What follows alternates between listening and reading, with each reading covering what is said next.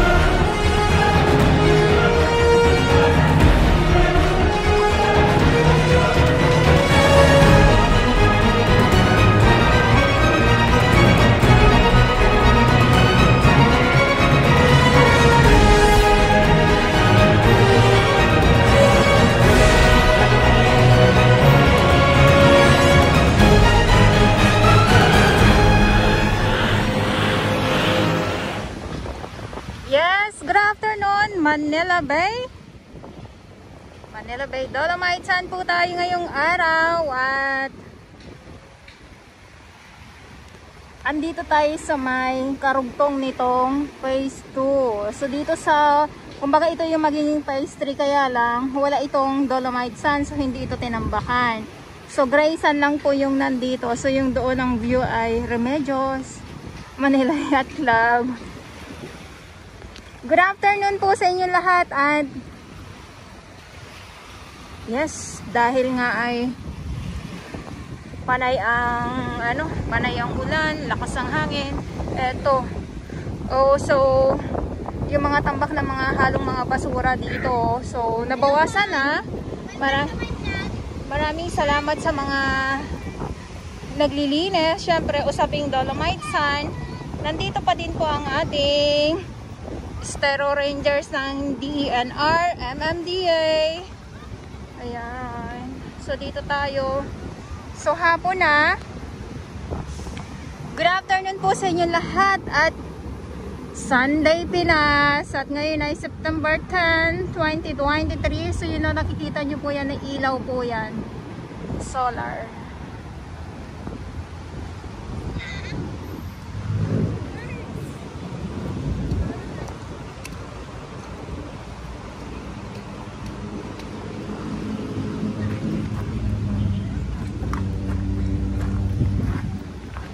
So kung doon sa kabila sa yacht club ay sobrang dami din po, more on plastic talaga, no? Wala tayong mga nakikita na sobrang daming mga water lily. Dito sa kabila mayroon, kaya lang iilan lang. So more on plastic, mga styro yung ating mga nakikita dito sa Manila Bay. Ayan, so ito yung ating sitwasyon ngayon. At dito syempre ito yung talagang natabunan na ng buhangin itong dambuhalang geotube. So mga katahungan pa din po. Ito ha, tahong kasi sobrang low tide. Kaya ito talaga yung makikita natin dito. Ayan oh. Hanggang doon po yan. So dito muna tayo sa kabilang side. So yun na nga po, no, andito tayo ngayon sa dambuhalang Geotube. Ayan, zoom ko lang po yung ating camera para po makita ninyo yung mga maliliit na mga tahong. So dahil low tide, nakikita natin sila ngayon. Pag sobrang high tide, hindi natin ito makita at hindi tayo makakatungtong dito sa Geotube na ito. Ayan.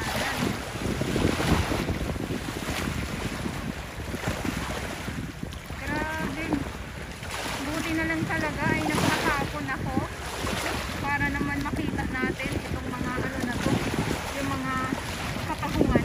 Mga katahungan talaga. Bumida na naman ang mga katahungan dito sa Manila Bay Dolomite. Grabe oh.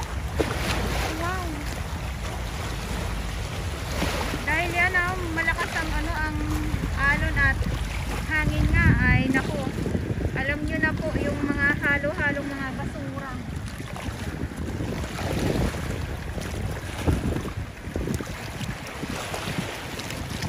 Grabe, yan ha, tahong.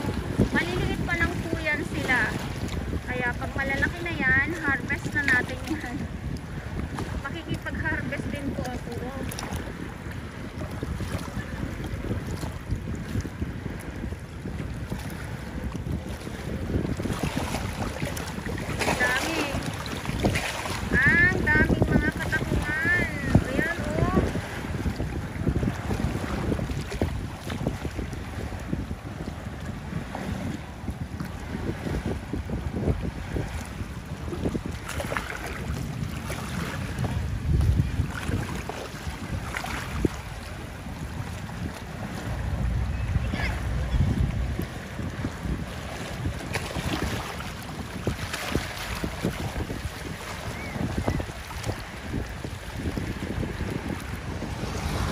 Ayan, so nakita nyo na po. Nakita na po natin ang mga katahungan. Yes.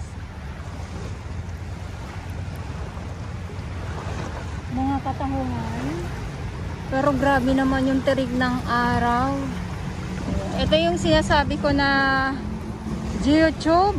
Ayan o, sobrang low tide. Kaya ngayon ay nakikita nga natin yung mga tahong dito sa mga kabatuhan. Pag malalaki na to, naku, harvest na. Harvest tayo. Pwera pwera dulas lang. Ayan. So hindi ito basura ng mga nangingitim. Mga tahong po ito. Yung iba medyo malalaki-laki na din. Ay, grabe naman Ano ka agad yung alon nanggigil ka agad yung alon.